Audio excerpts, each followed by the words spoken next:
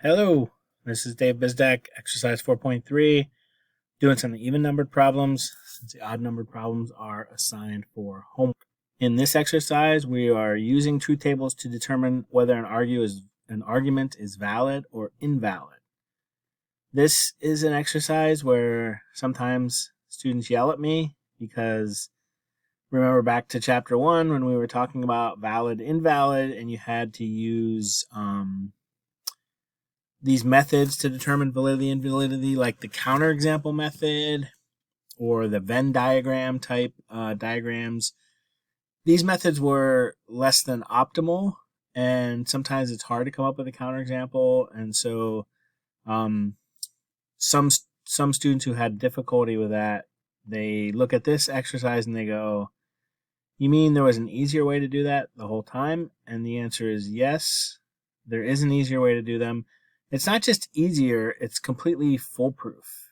It's an algorithm for determining whether an argument is valid or invalid. So none of this business messing around with diagrams or trying to come up with a counterexample in your head. This is a way of determining whether an argument is valid or invalid, where as long as you set up the truth table correctly, as long as you fill in the values correctly, you can algorithmically, step by step, determine whether the argument is valid or invalid. So how is that? Well, that's what exercise 4.3 is going to show you. The first step is, as usual, fill out the truth table.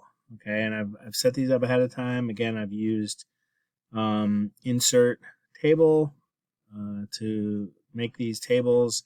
And then once you do it once or twice, what I did is I had a Word document where I had some dummies set up that were like 4-line truth tables, 8-line truth tables, 2-line truth tables, etc. And so then once I have a table, I can just copy and paste it. And then sometimes you need to add a couple extra columns if there's more, sentences and things like that. But it gets pretty easy after a while. So you can use tables, or, if you have another way to do it, that's fine too. All right, so number 2, we've got an argument. Okay, and instead of the 3 dot symbol, since that's not on the keyboard, I'm using the backslash here to separate the premises from the conclusion. So the first premise in number 2 is a conjunction, A and B. Second premise is just not B by itself, and the conclusion is not A. So again, let's fill in the truth table first. So this is A and B. It's just the conjunction, right? And we know that conjunctions come out true only if both conjuncts are true, otherwise they come out false. So the first premise has this truth table, the truth table for conjunction. Second premise is not B, so we just take the B column, but we flip the truth values. So instead of true, we get false for the first one,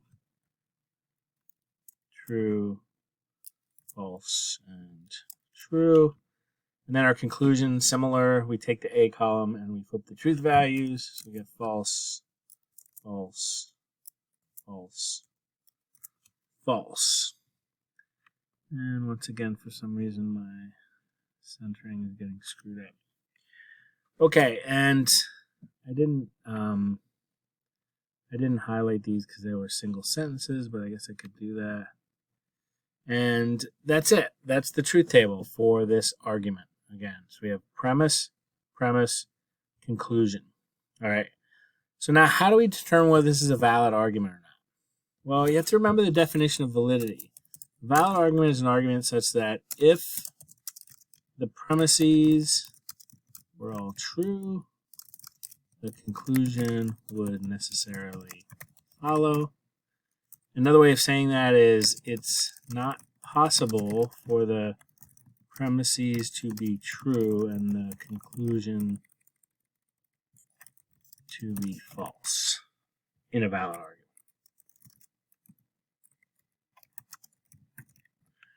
So that tells you then how to use a truth table. We look for a line where the premises all come out true and the conclusion comes out false.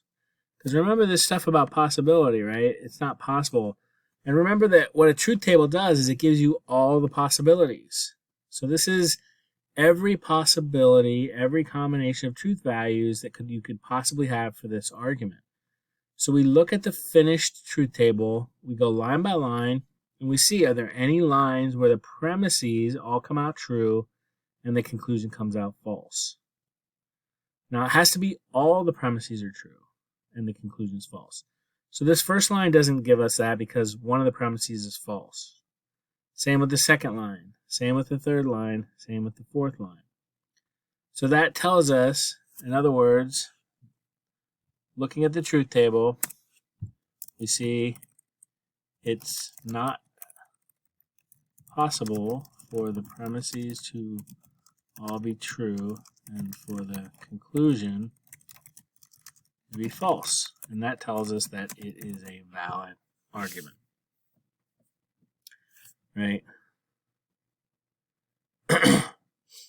So the recipe here, the algorithm is fill out the truth table, then go line by line. If you find a line where all the premises are true, but the conclusion is false, you've proven that the argument is invalid. But if there is no such line, like here at number 2, that tells you it is a valid argument. Okay. So number 2 is valid. All right, number 4, again, it's a 4-line truth table. We've got 2 premises and a conclusion. First premise, P conditional not Q. Second premise is just Q by itself. Conclusion is just not P by itself. Okay, so this one we'll fill in since it has the negation, which could get a little tricky. So we'll fill in the P is TTFF. Not Q is FTFT. So now the conditional comes out false on this first line.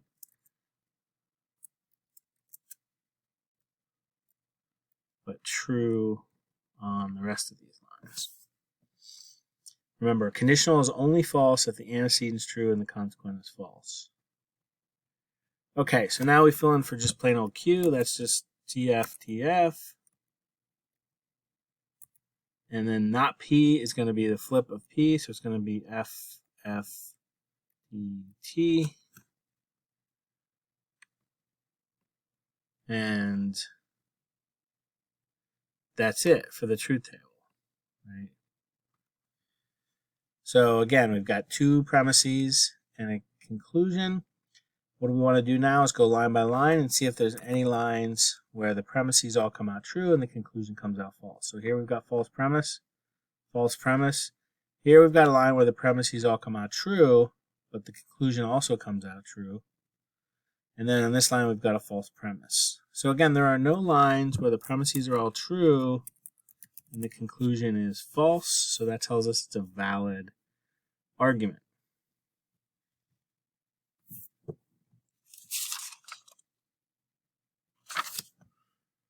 Okay, number 6. Okay, now here we've got biconditional and D by itself and E by itself. So the biconditional comes out true if they're the same value and false if they're different. So here they're both true, so it's true. Here they're both false, so it's true. The middle 2, they're different, so it's false. D is just the D column, TTFF, and E is just the E column, TFTF. All right, so there's our truth tables filled out.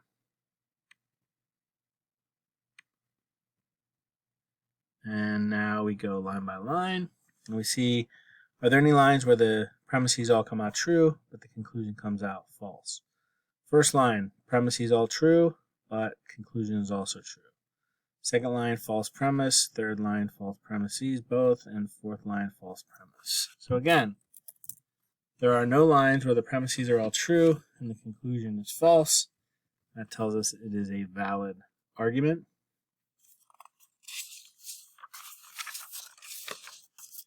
Number 8, we've got 1, 2, 3 premises and a conclusion. Conditional, V by itself, U by itself. So the UV conditional, that's just the conditional truth table, TFTT. only false when antecedent's true, consequence false. Here we'll fill in the truth tables for the parts since there's negations. So not U is just the flip of U. Not V is just going to be the flip truth values here. So F, T, F, T. Now we can do the conditional. So we get T, T, F, and T. So it's only false when the antecedent is true and the consequent is false, and that's the third line down. Otherwise, it's true. All right, V is just T, F, T, F. And U is just the same as the first column, T, T, F, F.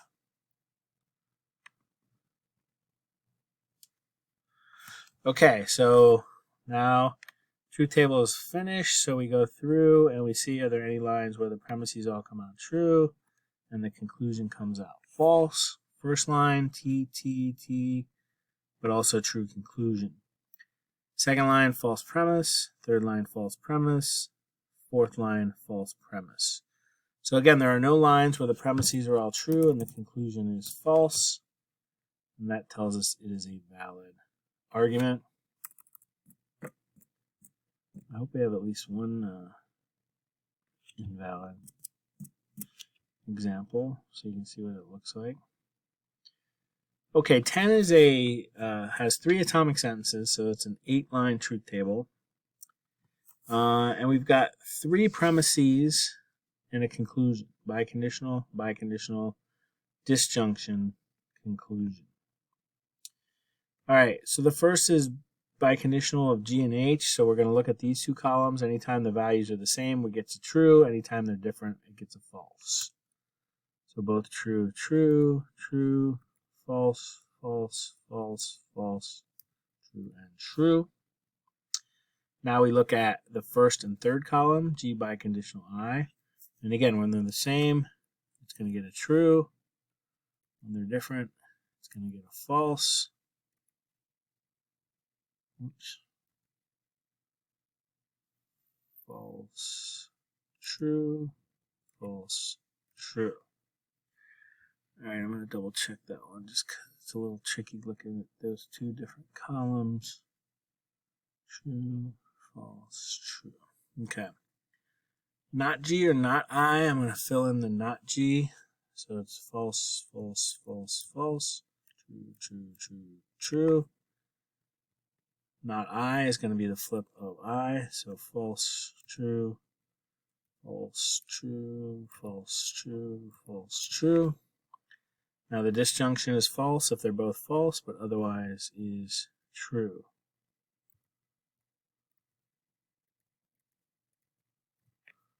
Okay, and now H is just the column H from over here, so it's T, T, F, F, T, T, F, F.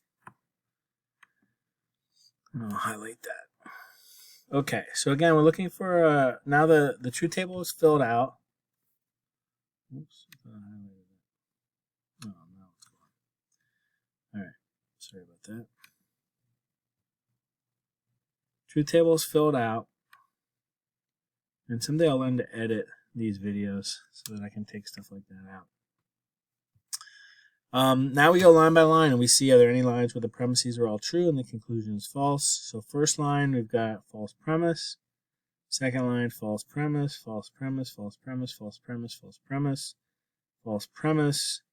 Aha! Look at this very last line. We've got true premise, true premise, true premise, false conclusion. So finally, we've got ourselves an invalid argument. Why is it invalid? Because it's possible for the premises to all be true and for the conclusion to be false. We know it's possible because we found the possibility. It's this very last line on the truth table. That shows us that it is possible if all 3 sentences have the value false, the premises will all be true and the conclusion will be false. And remember, for a valid argument, that can't ever happen. So if you find a line with all true premises and a true conclusion, all true premises and a false conclusion, like we did here, that proves the argument is invalid. Okay, so there's your algorithm for determining invalidity. Again, fill out the truth table first. Make sure you're doing it correctly, because if you fill the truth table out correctly, and if you go through it carefully, you can determine with certainty whether an argument is valid or invalid. And that's what it means when when they call validity a formal feature, right? Again, we don't need to know anything about the sentence A, anything about the sentence B. We don't need to know if they're true or false. We don't even need to know what they say, right? Once we get the argument laid out, we can just by filling out a truth table determine if it's valid or invalid. So validity is formal, meaning just the form of the argument itself is enough for us to determine if it's valid or invalid. Soundness is not formal. This truth table tells me nothing about whether an argument is sound or not, because to know if an argument is sound or not, I have to know what are the values of the sentence. Right? I have to know not only that the argument is valid, but also that I'm on this line of the truth table, where all the premise, or sorry, shouldn't say this line, a line where all the premises come out true. So validity is a formal property of arguments, meaning you can figure it out just by knowing the form of the argument. Soundness is not a formal property because you need to go beyond the form of the argument and you need to know whether the sentences are actually true or not.